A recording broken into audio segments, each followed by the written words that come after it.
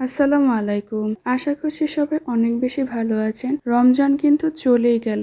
আর বান্ধবীরা একসাথে ইফতার করব না তা কি কখনো হয়? প্রতি বছরের মতো এবছরেও একসাথে ইফতার করার প্ল্যান করেছি। কিন্তু যেটা হয় কারো কোনো খবর নেই। বরাবরের মতো আমি সবার আগে। যতই ভাবি বা বলি যে ওরা এলে তারপর আসবো, কিন্তু আসলে শেষমেশ আমি আগে চলে আসি। ওদের তারপরেও কোনো খবর থাকে না। তো কি আর করা, এই ফাঁকে আমি বৃষ্টি দেখছিলাম। দিনটি ছিল 23 রমজানের। আগে পরে 2-1 ফোঁটা পড়লেও ওই দিন অনেক বেশি বৃষ্টি পড়েছিল। আর সত্যি কথা বলতে ওয়েদারটা অনেক সুন্দর ছিল। যাক, অবশেষে ভিজতে ভিজতে একজন চলে এলো। আর এদিকে আমি আর রাকা দুজন মিলে পেপার বিছিয়ে আসলে আমরা আমাদের কার্যক্রম শুরু করে দিয়েছিলাম। আর রাকা সুন্দরভাবে এখানে শসা, টমেটো, তারপর হচ্ছে লেবু কাটছিল। আর এটা হচ্ছে আমাদের গার্বেজ। সত্যি কথা বলতে যেখানেই খাওয়া দাওয়ার আয়োজন করি বা যাই করি না কেন, ময়লাগুলো আমরা সবসময় এরকম করে এক জায়গায় জড়ো করে তারপর আমরা হচ্ছে ডাস্টবিনে ফেলে দিই। এটাই আসলে করা উচিত, তা না হলে পরিবেশ দূষিত হয়। যদিও বাংলাদেশের পরিবেশের অবস্থা খুবই খারাপ। তো যাই হোক, আমরা আমাদের দায়িত্ব পালন করব।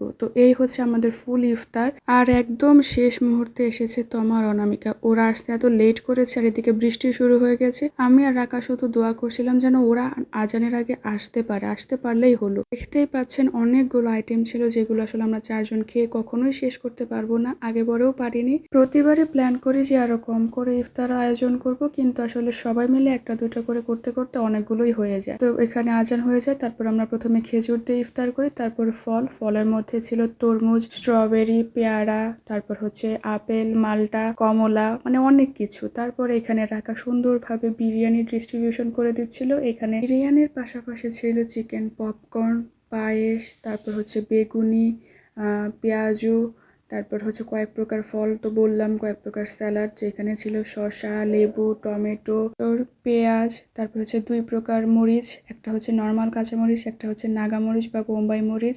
তো খাওয়া দাওয়া শেষে রাকা 3 জনকে আবার সমানভাবে ভাগ করে দিচ্ছিল, কারণ এতগুলো খাবার বেশি হয়ে গিয়েছে। আর এটা ও নিয়ে যাবে না, ওর নিয়ে যাওয়ার তো কোনো প্রশ্নই আসে না। আমরা আছি না, আমরা নিয়ে আসবো, পরে আবার খাবো। তো পপকর্ন আর পায়েসটা আমি করেছিলাম। তো খাওয়া দাওয়া যেহেতু শেষ, খাওয়া দাওয়া শেষে একটু মিষ্টি মুখ করা আসলে সুন্নত, সেই জন্য আসলে পায়েসটা করা। আর এখানে অনেকগুলো বাদাম দিয়ে পায়েস রান্না করেছিলাম। আমার কেন জানি না পায়েসের মধ্যে বেশি করে বাদাম, বিভিন্ন প্রকার বাদাম যেমন কাজু, তারপর হচ্ছে পেস্তা, কাঠবাদাম, কিশমিশ খুব মজা লাগে। তো এই হচ্ছে আমার বক্স, এই হচ্ছে অনামিকার বক্স, আর এই হচ্ছে তমার বক্স। তো সব কিছু গুছিয়ে নিয়ে তারপর এখানে রাখা ডাস্টবিনে ময়লাগুলো ফেলতে গিয়েছে। আমরা জায়গাটা একদম যেই রকমটা এসে দেখেছিলাম সেই রকমটা করে রেখে গেছি, কোনো ময়লা রাখিনি। সবই তো হলো, এখন 1 কাপ চা না খেলে কি মানা যায়? তাই সবাই মিলে 1 কাপ চা খেয়ে বাড়ি চলে এলাম।